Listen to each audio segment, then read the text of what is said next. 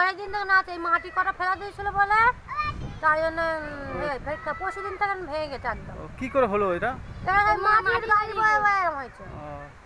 এটা হচ্ছে পঞ্চগ্রাম, তাই? পঞ্চম চাঁদার হ্যাঁ হ্যাঁ, চাঁদার মজা পড়ে। কেউ এসে কোনো নেতা কেউ দেখে যায়নি? হ্যাঁ, ওই রবিল বললো সে খোঁড়ার সময় করবে, এছাড়া না। এখন এটাই তো মেন রাস্তা এখন হয়ে আছে যাতায়াত। লোকের আসার অসুবিধা হচ্ছে না। মানুষের এখন যদি কোনো বিপদ আসে বা কিছু হয় তো এখন কি করে নিয়ে যাবে এখান থেকে? কি করে নিয়ে যাবে তারাই জানে, কি করে নিয়ে যাবে এখন করে।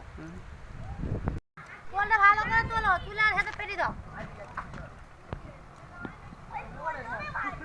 তুমি এইসব কাজ করো? হ্যাঁ।